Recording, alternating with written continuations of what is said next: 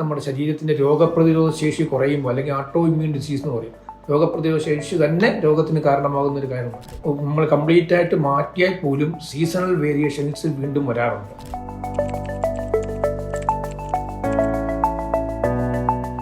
ഇപ്പോൾ പലർക്കും ഉള്ളൊരു സംശയമാണ്, ത്വക്ക് രോഗങ്ങൾ എത്ര നാളുകൊണ്ട് ചികിത്സിച്ച് മാറ്റാൻ സാധിക്കും. അത് ആ രോഗത്തിൻ്റെ സ്വഭാവം അനുസരിച്ചാണ്. ഞാൻ ഉദാഹരണമായിട്ട് പറഞ്ഞു കഴിഞ്ഞാൽ, ഇപ്പോൾ സോറിയാസിസ് എന്ന് പറഞ്ഞൊരു അസുഖമുണ്ട്. അത് പല ആൾക്കാരിലും നമ്മൾ കംപ്ലീറ്റ് ആയിട്ട് മാറ്റിയാൽ പോലും സീസണൽ വേരിയേഷൻസ് വീണ്ടും വരാറുണ്ട്. അപ്പോൾ അത് കാരണം നമ്മൾ ആയുർവേദത്തിൽ ഇപ്പോൾ ചികിത്സ നടത്തിക്കഴിഞ്ഞാൽ, ആയുർവേദത്തിലൊക്കെ സോറിയാസിസൊക്കെ നമ്മൾ കിടത്തി ചികിത്സ തന്നെ ചെയ്യേണ്ട കാര്യമുണ്ട്.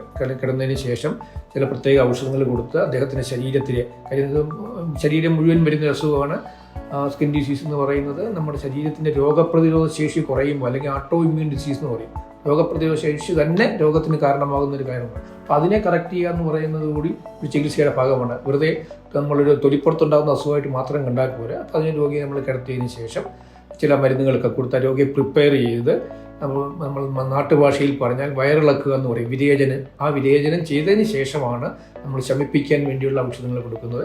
അതോടൊപ്പം തന്നെ രോഗിയുടെ ഇമ്മ്യൂൺ സിസ്റ്റത്തെ മോഡുലേറ്റ് ചെയ്യുന്നതിനുള്ള ചില ഔഷധങ്ങൾ, അതോടൊപ്പം തന്നെ ത്വക്കിനെ അല്ലെങ്കിൽ നമ്മുടെ സ്കിന്നിനെ ബലം കൊടുക്കുന്നതിനുള്ള എക്സ്റ്റേണൽ ആയിട്ടുള്ള മരുന്നുകൾ, ഇവയെല്ലാം കൊടുത്തുകൊണ്ടാണ് നമ്മൾ അങ്ങനെയുള്ള രോഗങ്ങൾ.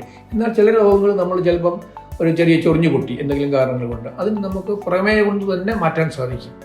ഒരാഴ്ച അല്ലെങ്കിൽ 2 ആഴ്ച കൊണ്ട് പുറമേ ഉള്ള ചില നമ്മുടെ ഹീലിംഗ് പ്രോപ്പർട്ടീസ് ഉള്ള ആയുർവേദത്തിൽ പറയപ്പെടുന്ന ഔഷധങ്ങളുണ്ട്. ആ ഔഷധങ്ങളിൽ ചേർത്ത കാച്ചിയ എണ്ണയോ നെയ്യ് ഓയിൻമെൻറ്റുകൾ ഇവ ഉപയോഗിച്ച് കഴിഞ്ഞാൽ ഇന്റേണൽ മെഡിക്കേഷൻ ഇല്ലാതെ തന്നെ മാറ്റാൻ സാധിക്കും. അതുകൊണ്ട് ഒരു ത്വക്ക് രോഗത്തിന് ഇത്ര ദിവസം കൊണ്ട് മാറ്റാൻ കഴിക്കുമെന്ന് സാധിക്കത്തില്ല. പല രോഗങ്ങളും ഒരു ക്രോണിക് ഡിസീസ് നമ്മൾ പറയുന്ന വളരെ കാലം തുടരുന്ന രോഗങ്ങൾ ചികിത്സിച്ച് ഭേദമാക്കിയാൽ പോലും അവരുടെ ജീവിത സാഹചര്യം, ഉദാഹരണം ഇപ്പോൾ അലർജിക് ഡിസീസസ്, ആ അലർജൻസ് ഉള്ള സ്ഥലത്ത് തന്നെയാണ് അവർ ജീവിക്കുക എന്ന് വീണ്ടും വരാൻ സാധ്യതയുണ്ട്. അതുപോലെ തന്നെ ഇപ്പം നമ്മൾ ആഹാരങ്ങളിൽ കൂടെ ഷെൽഫ് ഫിഷൊക്കെ ഉപയോഗിക്കുന്നവർക്ക് ചിലപ്പോൾ വരാം. ഞാൻ നേരത്തെ പറഞ്ഞ പോലെ പെറ്റ്സിൻ്റെ കൂടെ തന്നെ അവർ താമസിക്കുകയൊക്കെ ചെയ്തതെങ്കിൽ നമ്മൾ മാറ്റിക്കഴിഞ്ഞാലും വീണ്ടും വരാൻ സാധ്യതയുണ്ട്.